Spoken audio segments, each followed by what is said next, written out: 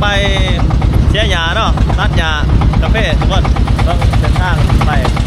กับที่โพวินเนาะเขาไปชวนเอาว่าพอมีโพวินจะเขาก็ได้เนาะยากทางยากหลายเดี๋ยวที่รถขั้นบักใหญ่ก็จะกำนันเนาะตัดฟ้าพุทธเป็นใจมาเนี่ยเขาสิตัดหญ้าสวนแล้วทุกคนเดี๋ยวจะรีวิวเนาะในการตัดหญ้าสวนโอ้ยน้ำมันเสีย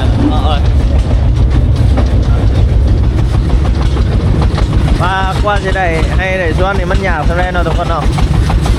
นี่คือกาแฟของชาวบ้านทุกคนนี่ตอนนี้เป็นกะติมอเนาะหรือว่าอาราบิก้า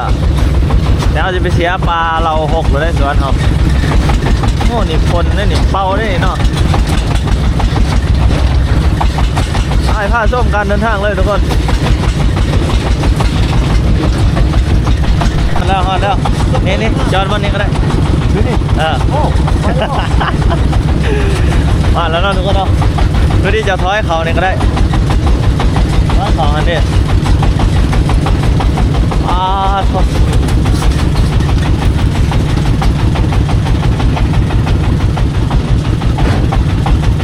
ตรงที่ของเขาข้างงามเนาะ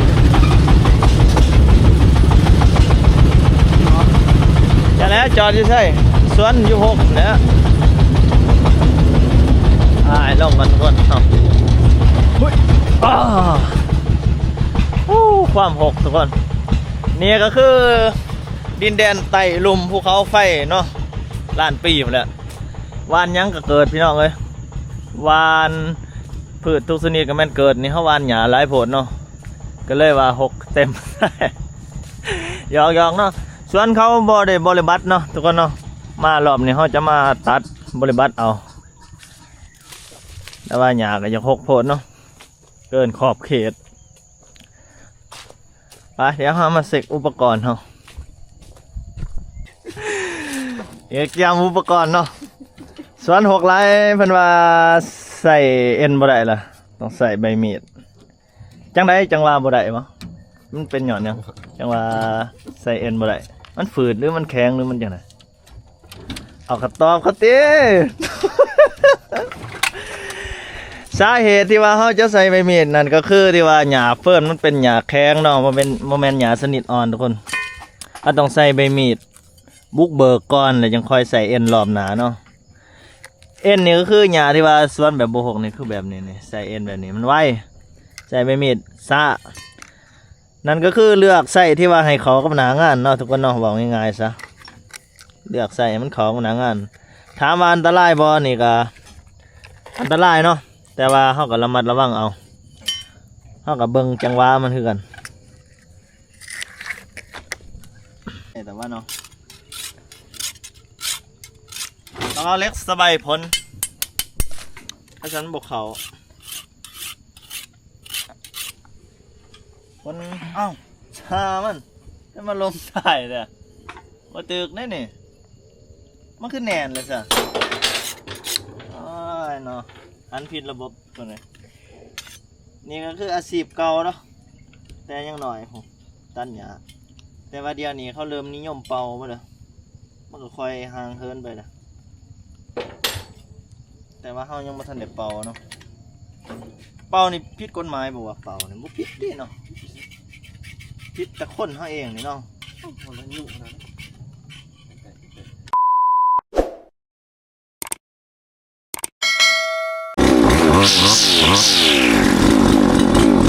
วนี้ที่เป็นใบเนาะตัวนี้เป็นเอ็ดเดี๋ยวลองทัดให้เบิ่งเนาะ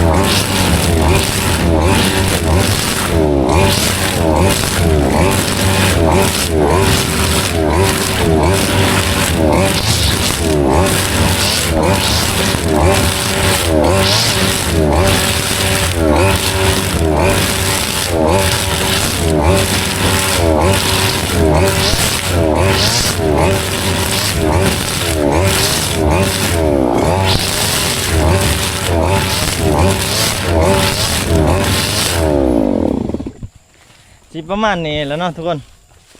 เพราะว่าใส่เอ็นกับใส่ในหญ้าที่ว่าบ่หกเนาะเป็นหญ้าที่ว่าเป็นพืชชนิดอ่อน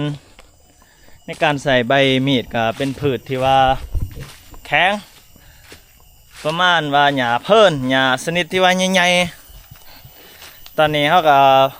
จะได้พักเที่ยงแล้วทุกคนเนาะหากินข้าวกินน้ำมื้อแรงเลยเขาสืบต่อไหมหรือว่าฝนตกเขาก็สิได้เมื่อ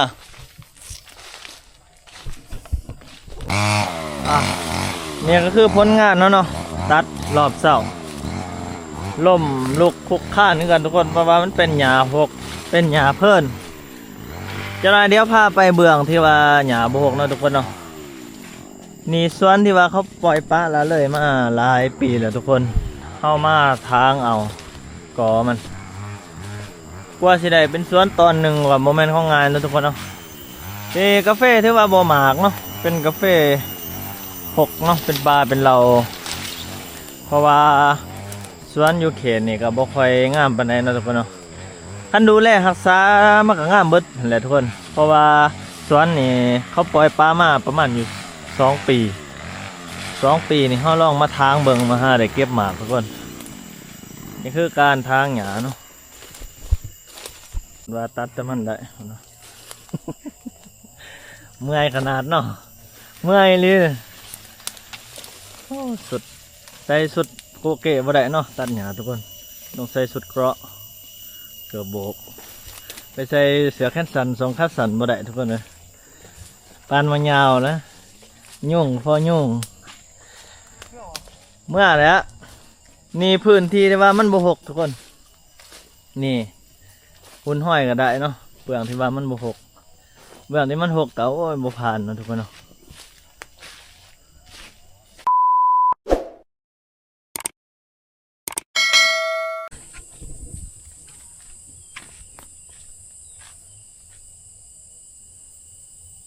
มอมแม่มนะทุกคนเนาะ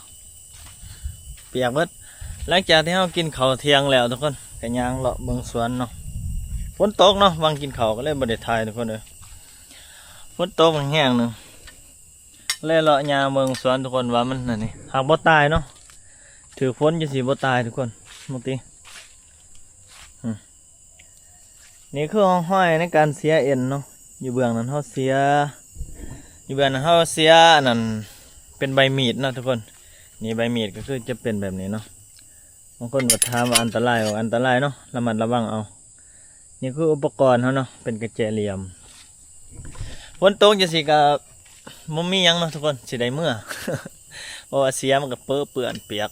เปื้อเอเละแหละเป็นแบบขี้ต้มแหละเลี้ยงบ่ได้เนาะเราดูพ้นเนาะทุกคนเขาต้องมาตามจังหวะมันคันว่าฝนตกกับว่าแม่นเมื่อคันว่าฝนบ่ตกก็ถือว่าโชคดีไปแล้วแต่ว่ามื้อสิโชคดีเนาะแต่เฮาก็เบิ่งฟ้าฝนคือกัน2เสมอมันแดดเนาะมันมามื้อนี้ว่าตกจังหวะลุบไปเลยทุกคนเลย ในการเฮ็ดสวนก็นี่แหละทุกคนนี่ทั้งหมดนี่มันเป็นง่ายนี่จะเบิ่งให้สวนขึ้นใหม่เนาะก่อนที่มาเป็นสวนแบบนี้เนาะนี่สวนเขาจะปลูกใหม่ก็เป็นต้นน้อยๆจังซี่แหล้วทุกคนนี่หญ้าหกจังซี่แหละกว่าสิเป็นสวนก็3 ปีทุกคนหรือ4 ปีประมาณนั้นแหละมันเป็นของง่ายเนาะ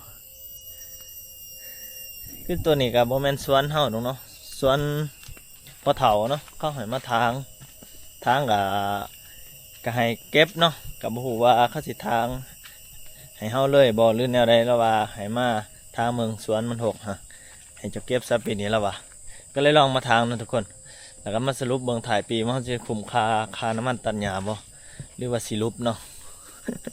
แต่ว่าเขาต้องเฮ็ดไปก่อนนะทุกคนเนาะเพราะว่าเฮาก็บ่ฮู้ดอกแต่เบิ่งส่งก็บ่ค่อยมากปานใดเนาะต้องบรบัดเอามันจังสิได้ไปทุกคนกลับรอบแรงพันว่าแดดโอ้แดดกับเมื่อคือเก่านะจำเป็น ว่ามันเปียกเอเละเมื่อไหร่อ้าที่นั่งอยู่ได้มันนี่ล้มอยู่บ่3 คนนั่งทางหน้าไปนั่งมารอบเมื่อ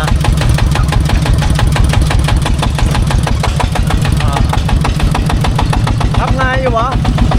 ถามมือก่อนว่าทับง่ายอยู่วะ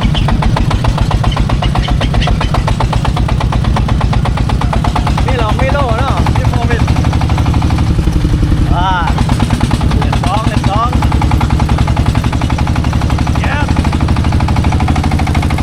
เป็นสามมาเลยแน่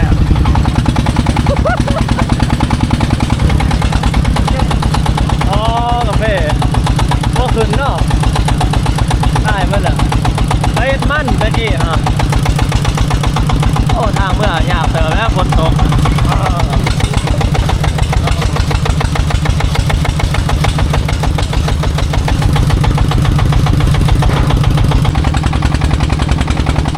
ไงฟังเสียงจักรต่อมาฟังเสียงกำนันดิ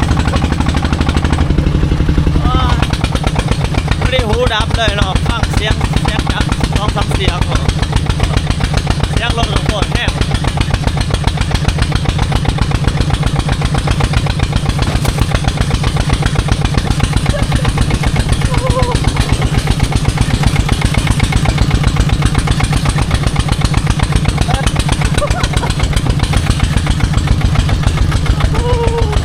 ได้แล้ว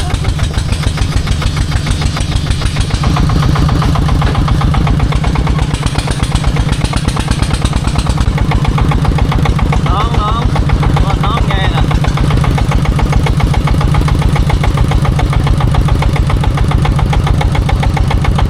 ตัวสวยงามเลยว้า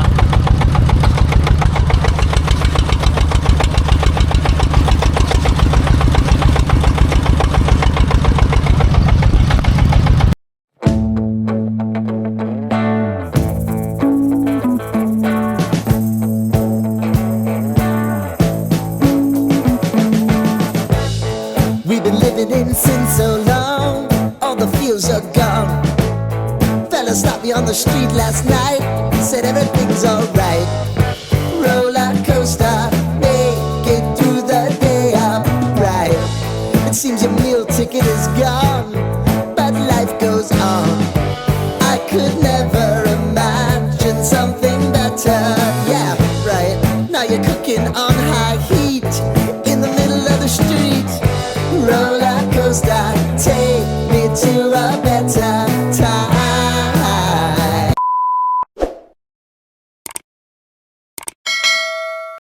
หลายคนวะเยอะอยู่ดิชื่ออะไร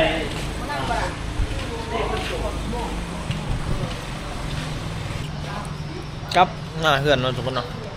มาเพื่อนเป็นทีมหอยเลยนี่ก็คือบรรยากาศทั้งหมดในการตัดหญ้าสวนเราทุกคนเนาะ